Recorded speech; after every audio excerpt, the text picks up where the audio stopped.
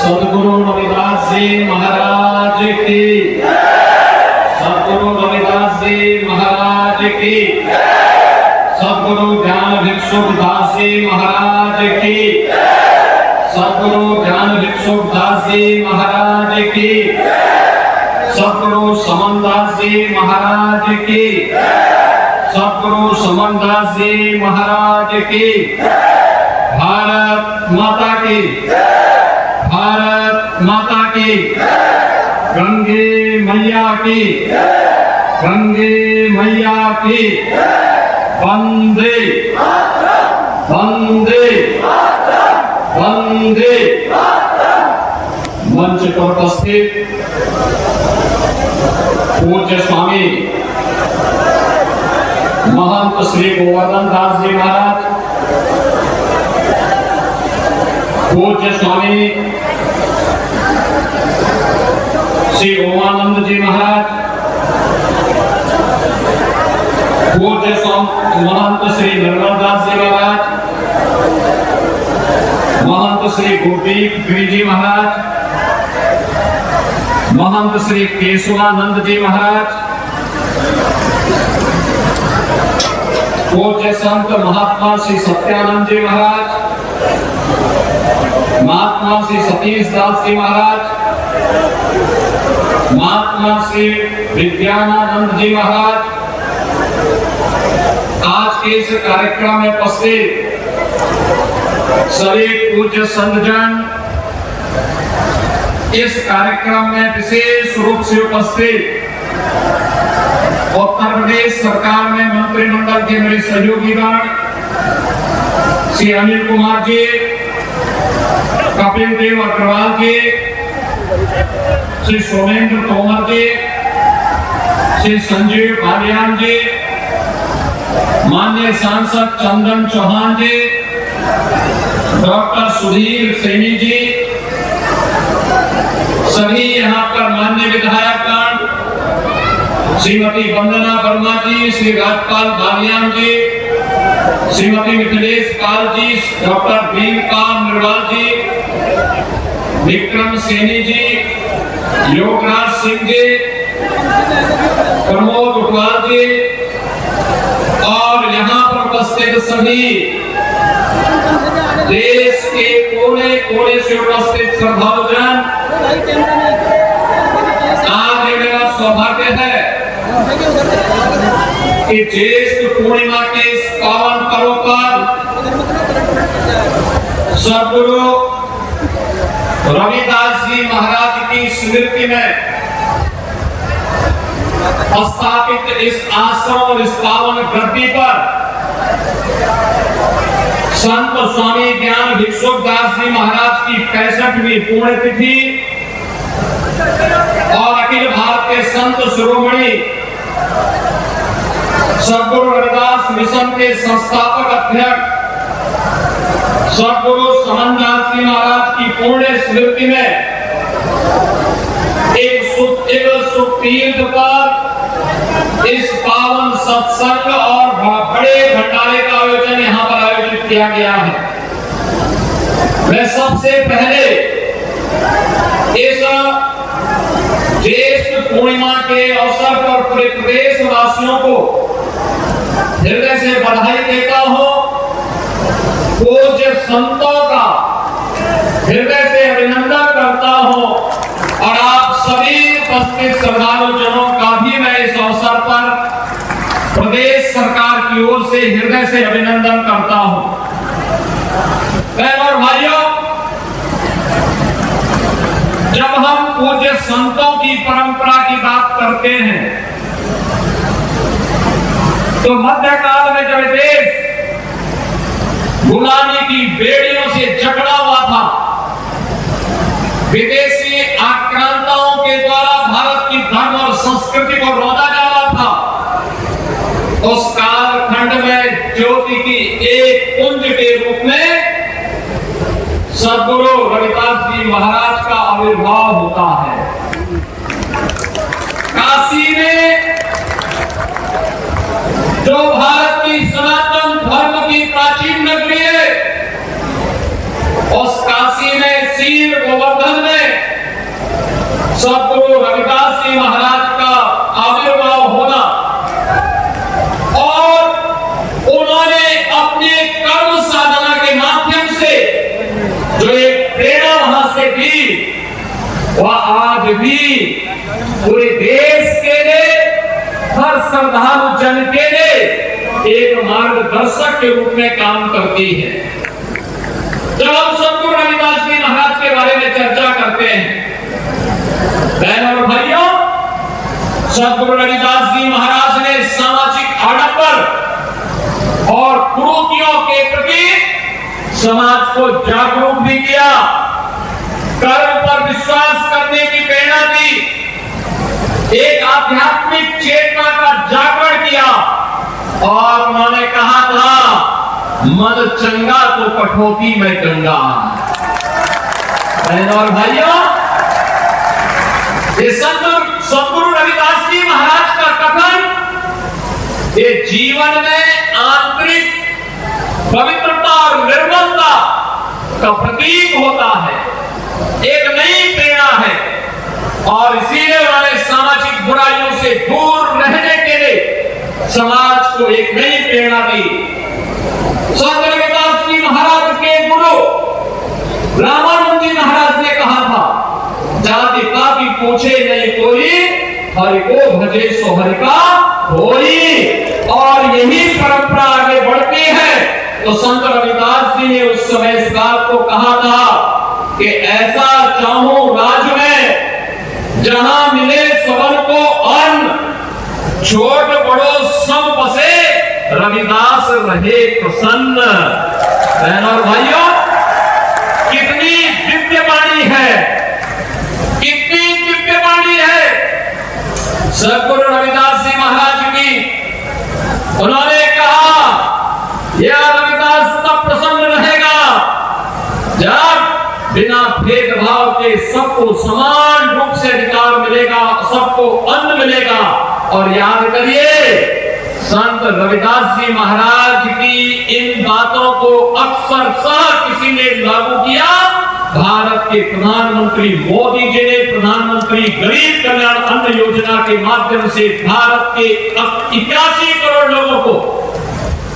81 करोड़ लोगों को कोरोना जैसी महामारी से लेकर के अब तक लगातार अन्न का वितरण कराया जा रहा है। यह होती है संतों की प्रेरणा। ये मेरा सौभाग्य है सद्गुरु रविदास जी महाराज की पावन जन्मभूमि क्षीर गोवर्धन काशी में, वहां पर प्रधानमंत्री मोदी जी की प्रेरणा से हम लोगों ने पहले वहां पर 14 के पहले, मोदी जी के आने के पहले वहां जाने का रास्ता बहुत संकरा था, सिंगल लेन का सड़क था। आज हमने वहां 4 लेन की सड़क से जोड़ दिया है। आश्रम को भव्य रूप दे दिया है, बहुत भव्य रूप दे दिया है। और आश्रम को भव्य रूप देने के साथ साथ सद्गुरु रविदास जी महाराज की भव्य प्रतिमा स्थापना के साथ साथ अन्न क्षेत्र का निर्माण और रविदास जी महाराज के नाम पर सैकड़ों बीघा जमीन को खरीद करके वहां पर सद्गुरु रविदास जी महाराज का के नाम का पार्क और उनके भव्य प्रतिमा की स्थापना का काम भी वहां पर आज मोदी जी की प्रेरणा से संपन्न हो चुका है। भाइयों, इन दिव्य संतों ने समाज को एक राह दिखाई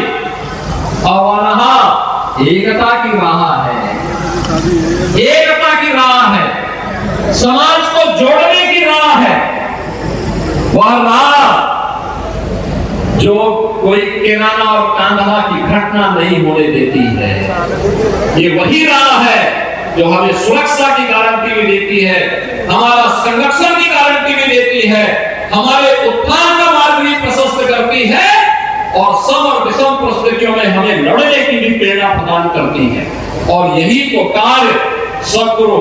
रविदास जी महाराज की प्रेरणा को आगे बढ़ाने का काम किया है इस सुख तीर्थ में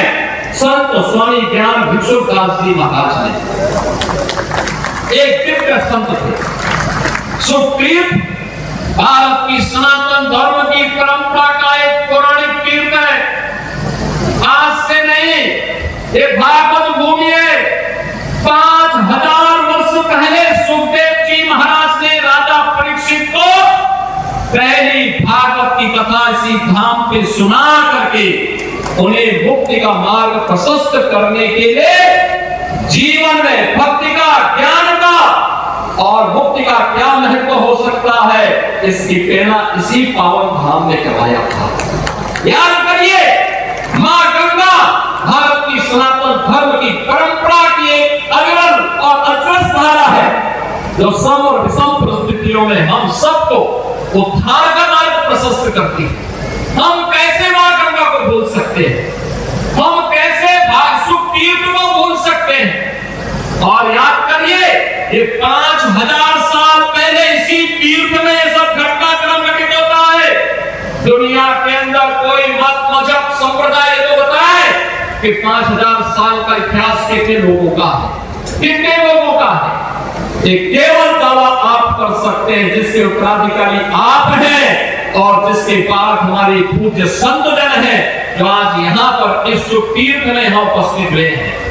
और बहनों और भाइयों, आज जब हम यहाँ पे संत स्वामी ज्ञान भिक्षुदास जी महाराज की 65वीं पुण्यतिथि पर यहाँ पर एकत्र हुए हैं,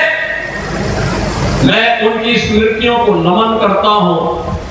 उन्हें विनम्र श्रद्धांजलि अर्पित करता हूँ। और यहाँ पर ये जो उत्सव भंडारा, स्मृति भंडारा यहाँ पर आयोजित किया गया है सदगुरु समंतदास जी महाराज की स्मृति में, यहाँ पर मुझे स्वामी, पूज्य स्वामी गोवर्धन दास जी महाराज कह रहे थे कि लाखों की संख्या में श्रद्धालु यहाँ कल से आए हुए हैं। मैंने कहा मुझे भी इसी बहाने उत्साही युवाओं के साथ संवाद करने, मिलने का एक अवसर प्राप्त होगा। और बहनों भाइयों, मैं तो आपसे कहने के लिए आया हूँ,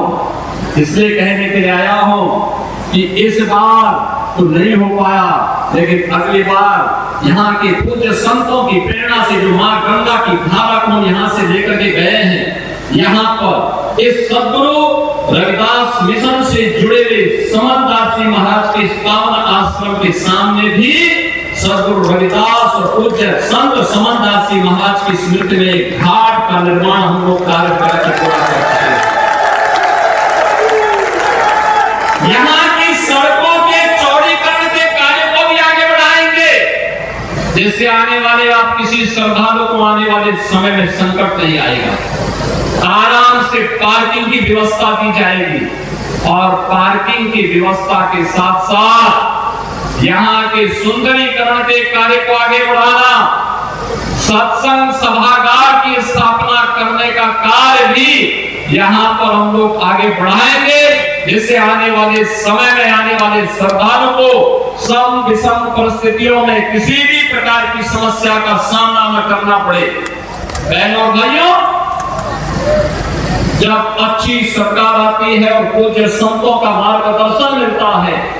तो अच्छा ही अच्छा होता है। अच्छा ही अच्छा इसलिए होता है, अच्छा करने के लिए सोच चाहिए। देश 1947 में आजाद हुआ। बाबा साहब डॉक्टर भीमराव अम्बेडकर जी ने इस देश को एक संविधान दिया, लेकिन आजादी के बाद बाबा साहब भीमराव अम्बेडकर को जो सम्मान मिलना चाहिए था, वह सम्मान पिछली सरकारों ने नहीं दिया। पहली बार बाबा साहब के नाम पर पंचतीर्थों का निर्माण प्रधानमंत्री मोदी जी ने किया। एक पंचतीर्थ जहां पे बाबा साहब का जन्म हुआ था, मऊ मध्य प्रदेश में, वहां पर भव्य स्मारक बाबा साहब भीमराव अम्बेडकर का बन चुका है। बाबा साहब भीमराव अम्बेडकर ने उच्च शिक्षा लंदन के जिस स्कूल से जिस स्थान पर रह करके किया था, इंग्लैंड की सरकार ने उस भवन को बेचने की कार्रवाई की थी, तो प्रधानमंत्री मोदी जी ने उस भवन को खरीदा और खरीदने के बाद ये व्यवस्था की कि भारत के अनुसूचित जाति जनजाति के छात्रों के लिए उच्च शिक्षा के लिए विदेशों में जाना चाहेंगे, इंग्लैंड में जाना चाहेंगे, उन छात्रों के लिए वहां पे भव्य बाबा साहब का भव्य स्मारक भी बनाया। और स्मारक बनाने के बाद वहां पर छात्रावास का निर्माण और स्कॉलरशिप की भी व्यवस्था वहां पर प्रधानमंत्री मोदी जी के द्वारा किया गया। बाबा साहब ने उच्च शिक्षा के लिए, बाबा साहब ने दिल्ली में रह करके अपना सार्वजनिक जीवन जिस भवन में रह करके आगे बढ़ाया था, वहां पर बाबा साहब भीमराव अंबेडकर का अंतरराष्ट्रीय स्मारक और सांस्कृतिक केंद्र का निर्माण भी प्रधानमंत्री मोदी जी ने किया। और यही नहीं, बाबा साहब ने 1956 में उनकी दीक्षा भूमि नागपुर में भी भव्य स्मारक के निर्माण का काम प्रधानमंत्री मोदी जी ने कराया। और चैत्य भूमि मुंबई में भी बाबा साहब का भव्य प्रतिमा और विशाल भव्य स्मारक और विशाल प्रतिमा का निर्माण भी प्रधानमंत्री मोदी जी के मार्गदर्शन में स्थापित हो पाया। और भाइयों, कहने के लिए सरकारी बात आई थी,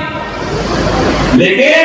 बाबा साहब का सम्मान हो, बाबा साहब की गौरव और गरिमा के अनुरूप उनके सांस्कृतिक केंद्र और उनकी स्मृतियों को आगे बढ़ाने का काम हो सके। याद करिए, 26 नवंबर की तिथि 26 नवंबर 1949 को बाबा साहब ने भारत का संविधान का निर्माण किया था। 26 नवंबर 1949 से लेकर के 2015 तक कभी भी किसी भी सरकार ने बाबा साहब के नाम पर समारोह नहीं किया, लेकिन प्रधानमंत्री मोदी जी ने 26 नवंबर की तिथि को बाबा साहब भीमराव अंबेडकर की स्मृति में संविधान दिवस के रूप में मनाने का काम किया है। और आज भारत के अंदर 26 नवंबर की तिथि संविधान दिवस के रूप में आयोजित होती है। और भाइयों, आज आप देखते होंगे जो सद्गुरु रविदास जी महाराज ने कहा था, उन्होंने कहा था कि बिना भेदभाव के योजनाओं का लाभ मिलना चाहिए। 4 करोड़ गरीबों को देश के अंदर आवास मिलना, 10 करोड़ गरीबों के लिए देश के अंदर तमाम अन्य प्रकार की सुविधाएं उपलब्ध होना, चाहे वो उज्ज्वला योजना का कनेक्शन हो, 12 करोड़ गरीबों के घर में शौचालय का निर्माण करने का कार्य हो, या फिर वे तमाम अभियान आयुष्मान भारत का कार्य हो,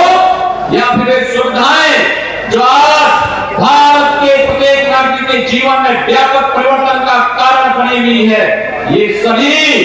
सद्गुरु रविदास जी महाराज की प्रेरणा से ही संभव हो पाया है। और आज मेरा सौभाग्य है कि यहाँ पर पूज्य स्वामी ज्ञान भिक्षुदास जी महाराज और पूज्य संत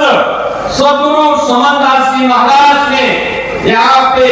सद्गुरु रविदास जी महाराज के इस मिशन को आगे बढ़ाने के लिए जिस पवित्र कार्यक्रम को आगे बढ़ाया है, यहाँ पे ज्येष्ठ पूर्णिमा के इस पावन पर्व पर आप सबके साथ इस आश्रम के कार्यक्रम में सहभागी बनने का सौभाग्य मुझे प्राप्त हो रहा है। आज के इस अवसर पर मैं एक बार इन पूज्य संतों के चरणों में नमन करते हुए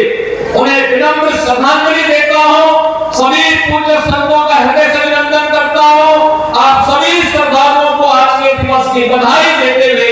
अपनी वाणी को यहीं पर विराम देता हूँ। आप सब मेरे साथ बोलेंगे, सद्गुरु रविदास जी महाराज की,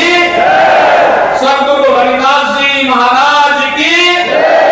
सद्गुरु स्वामी ज्ञान भिक्षुदास जी महाराज की,